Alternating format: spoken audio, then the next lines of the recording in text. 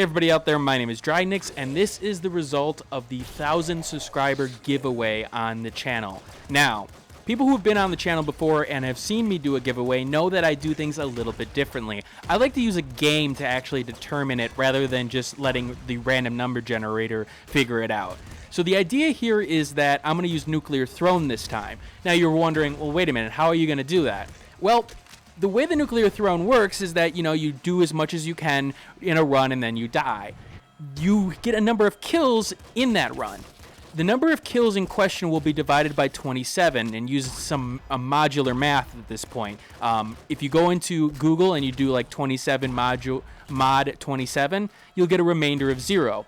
That remainder will determine on the list of people who it is in that slot. Now, I did 10 runs in question. Actually, I did about 13, but a couple of them repeated in terms of modular remainders, so unfortunately, I had to do it again and again. And then I ranked them based on the number of kills. The top kill number will get the first choice, and then so on and so forth. So what you're seeing right now is actually the run in which I got the most kills, which is surprising because it was the one where it's sort of, very risky and rewardy, which is always interesting to do, but I was surprised that I got the most with him. Now for the rest of the video, basically what I'm going to do is I'm going to answer the comments, concerns, and questions that came up in the video about what I may do in the future, what I need to change, so on and so forth. Sherlock wrote that, he wants me to focus on indie games, which I do, of course, and that at time from time that I comment on about some trend in the video game industry, as I've done in the past. One of my bigger videos was the Arkham Knight PC port debacle. I'm surprised that got as many views as it did, but it did. But yeah, I will keep continuing to do that. One of the things that I want to do for the top 10 list at the end of the year is the top 10 trends that I think need to continue and the top 10 trends that need to go away in the gaming industry.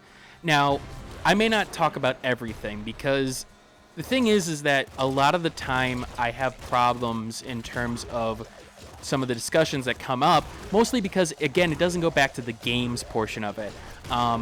Things like, the whole social justice warriors thing, I understand that, and I do think there are problems within the industry regarding that, although I don't think it's necessarily just the industry that has the problem. But I do want to try to focus on the game side of things more than anything else. Censorship is obviously something that's, sensitive to me, being, a YouTube creator myself and sort of having that sort of bad experience with a corporate environment. But I will sort of discuss it once in a while. Now, Don Parsons, who is somebody I work with over at TechRaptor, he is a news editor, and I do work with him on a daily basis, so keep that in mind, has a couple of questions for me. What do you think is the worst trend in game design these days? That will be in the top 10 trends that need to stop video, my answer to that, because there is a lot of trends that I'm having problems with, but that one in particular, it took me a while to, sort of come to my conclusion on that, but I want to keep it for that video at this point. What advice would you give to indie developers on standing out on Steam? Focus. I think the biggest thing that really makes a game shine is the fact that you focus on one thing and shine it until, it looks, appealing to people. One of the biggest problems I see with Steam is that people think that people just want more content or, just want a lot of things. And they add all these things but never get the sales that they think they need. And the thing about that is that there's a reason for that, is that they added a bunch of features that, yeah, some people may want, but it's not going to drive people to your game. What's going to drive people to your game is a feature that maybe somebody hasn't done before or shines so much that, they can't ignore it. If you're a roguelike player and you've got a really good roguelike base for it, people are going to be driven to that because of that, base at this point. They're not going to be driven for, 60 FPS, for example. Yeah, it'd be nice to have, but don't focus on that first. Focus on the one feature that really makes your game unique and work on that. Out of self-promotion difficulties, what has surprised you the most about YouTube? The self-promotion difficulties, yeah, that has surprised me, but I think I knew that going in. I think what surprised me about doing this is how much different I play games now. Playing a game for fun and playing a game to review it, I think people think it's the same thing, and by God, it's not. There is a specific sequence I do in games now that I never did before, because I'm looking for the strengths of that game and how it reacts to not only me, but everybody. For example, when I go and play a game, I turn the sound off at one point. I turn the entire sound effects off, and then I turn the music off. People may think, well, that's part of the game. Well, to understand how well it works with the game, sometimes removing it and understanding what it does for the game is important. I never would have done that with an original game that I was just playing for, my own fun purposes. But now I'm using that to, determine, does the sound effect really have a really big impact on combat, for example? What do I have to do to make you write more? Don, I think it's more about what I need to just sort of get over at this point with some of the stuff, or some of my own stuff that I don't think it's necessarily anything that you can do at this point. I think it's more so what I've been focusing on lately. And, I've had my ups and downs, over the last several weeks and several months at this point.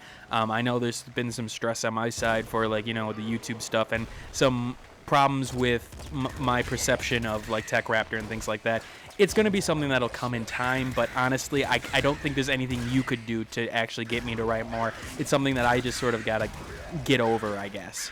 Will you be making a Game of the Year prediction video is a question that +1 view asked. Yes, I will be making a Game of the Year video in terms of my top 10. Now, it will be probably a bit different from others. It won't be a prediction video because, again, I want to give my experiences in terms of what games I thought were Game of the Year. And even though there are some candidates that will obviously be on other people's lists, things like Metal Gear Solid 5, and even though that game intrigues me, I'm not planning on playing it by the end of the year. Now, there are games that I did recently get that I am trying to see if whether or not they're worthy on the list. Some candidates that you would expect, some candidates that you wouldn't expect. And this last 2 weeks, I'm trying to catch up on those, entire year at this point. So keep a lookout for that. Grimsor says, +1 waiting for X-Blades. I feel like I'm the only one. I am really sorry about the X-Blades thing, and I'm really just paranoid about that video in particular. I don't know what it is that's stopping me at this point. I don't want to mention it only because of the fact that I just want to get it done and sort of let it, happen when it happens. I've got so many games that have come up over the release schedule that, people requesting me to cover or so on and so forth, that I do try to give that coverage a little bit more depth more than anything else and a little bit more priority. But I do need to make that video because I really do want to make that video. Blue Bunny Gamer says that he would like to see more reviews on RPG games like Fable or lesser known titles. RPG games are really, really interesting in terms of the YouTube space because there's so much time that you got to put in it, and there's so much time that you got to, in order to get an understanding of things, that it's really hard to do a video on it, especially a review on it, and be timely. And I think the biggest thing there is that I do want to try to get content on it in a sort of a timely basis. However, yes, I do want to do more RPG reviews that I feel like I wanted to do Hard West, for example, and I do plan on doing Hard West. It's just one of those things that when the opportunity will present itself, it will present itself. Right now, it's just a lot of the games that I've been looking at have been action games. RPG hasn't exactly been the biggest category over the last several years in terms of games, and I think there's been a shift in terms of how RPGs work.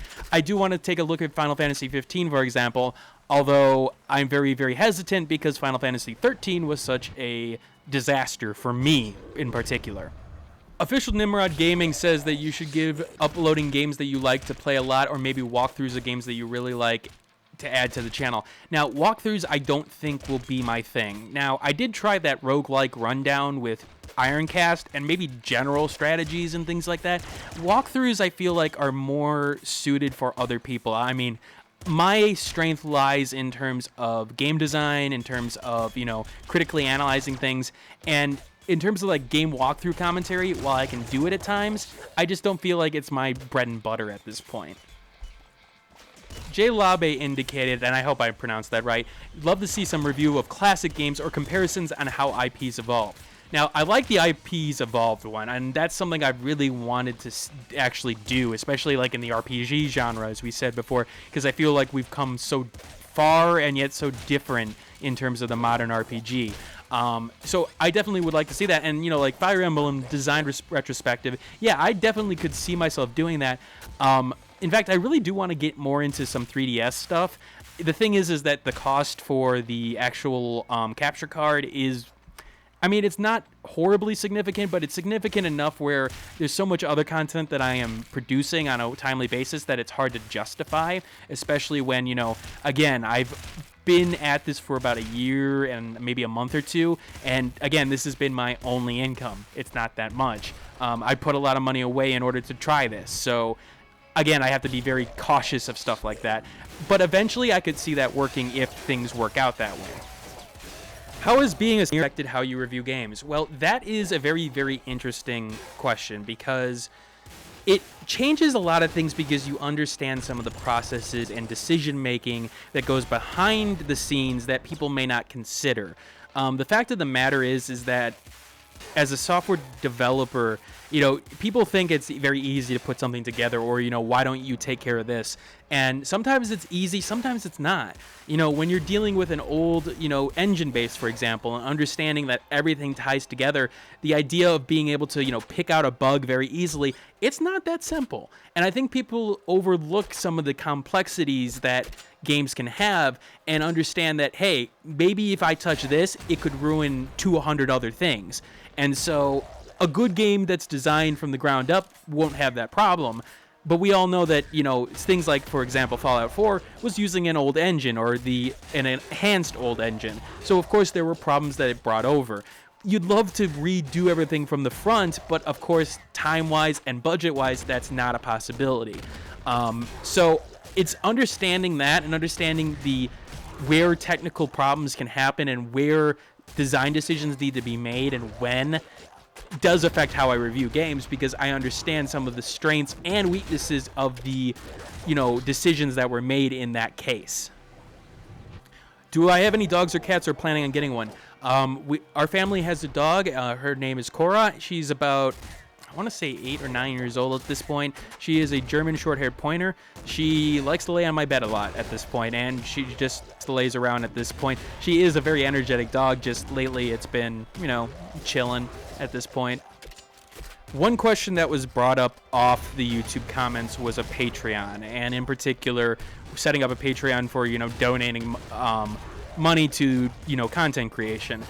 I've considered it at this point, and it would happen more so towards the January-February month, if anything. I don't think it's the time of the year at this point, but I do have to consider, if I'm going to make this a, you know, full-time career thing, that while ad revenue and YouTube Red Money, you know, could eventually, you know, do a very good job, right now it's not going to be paying the bills, and given the problems with ad revenue and the nature of it, a Patreon model may be more efficient for what I'm looking for. And again, it would provide more security in order to be able to bring you guys content like I do on a daily basis. So I am considering it.